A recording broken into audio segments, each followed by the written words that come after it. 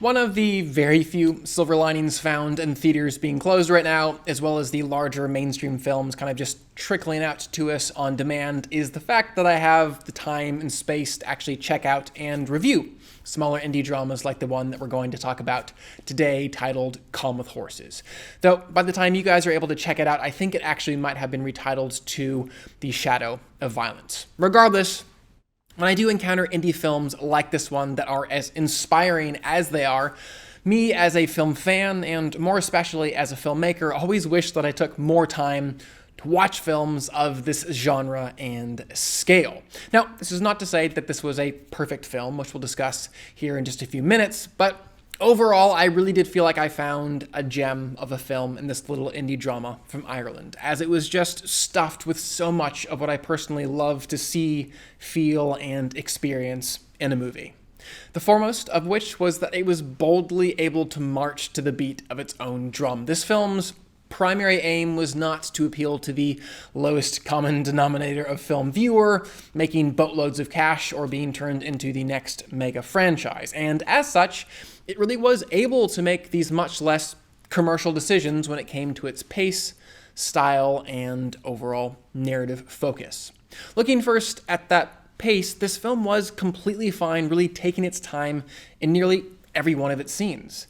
And while there certainly were instances where that specific approach didn't produce as effective or engaging of a moment as the filmmakers perhaps wanted it to be, far and away the dud scenes were overshadowed by the ones that really did sing. That very deliberate way that the filmmakers behind this film chose to unfold their narrative really did end up drawing me in overall, heightening the dread and communicating all the more clearly who the characters were and what kind of world they existed in.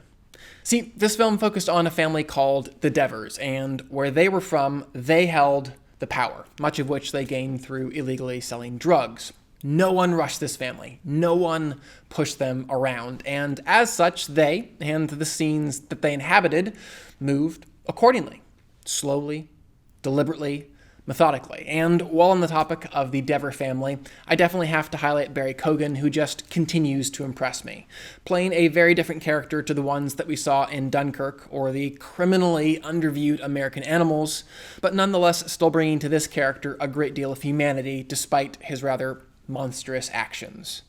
The style of this piece was yet another of those elements that was just my cup of tea, and it also perfectly fell in line with and said so much about the main character of the film, played excellently by Cosmo, Jarvis, I've got to say. And this character's name, at least for most, was Arm, due to his rather imposing power and strength. And this character was one of few words, and seemingly, anyways, even fewer emotions. But when he did act, though, his actions were big and bold and often terrifying.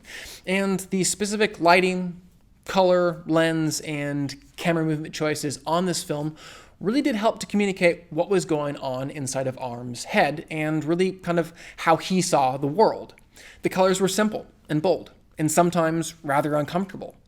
With that said, though, this film was also set in the absolutely gorgeous Ireland, and that setting so perfectly juxtaposed those visual decisions and also expertly communicated the kind of just conflicted nature within the main character of Arm. He was this guy who was forced to be just one thing, seen as only one thing, a blunt instrument to carry out the bidding of his crooked bosses. But ultimately, beneath that, there was something much more caring, considerate, and even gentle. As much as I really did want this film to be a complete home run, it wasn't without its shortcomings. While I did really like and appreciate the very small, focused, and simple narrative, there were certain instances where I felt as if things got just a little bit too simplistic or too subtle. I was left to ask a little more often than I probably should have, really basic questions like, wait, who is this character? And how is this character connected to those characters? And what is everyone's motivation exactly?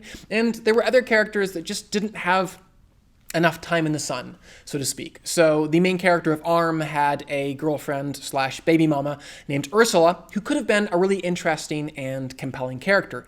But as it was, she was kind of just sidelined, never allowed to fully ascend to being her own character, but rather just a narrative pawn, so to speak, one that the main character could combat with and or sometimes fight for.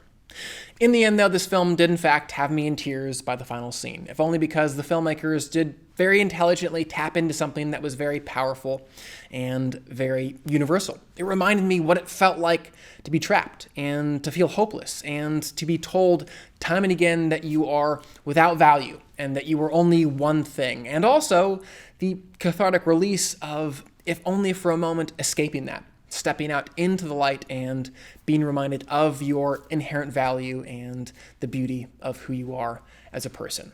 And for all these reasons, I will give the film a 3.5 out of 5 and a heart. I would still love to know what you guys thought of the film, though, so definitely comment below and let me know. And like you guys have been over the last few weeks, continue to fire off down below other films that you would like me to review, especially in this specific season. I have just a little more time to check them out and to consider reviewing them. Finally, please do subscribe. I'm going to continue to review films and television on this channel, and I would love for you to stay up to date on all of those things. But for now, I'm Chris Hartwell. This is The Heartbeat. Thank you for joining me.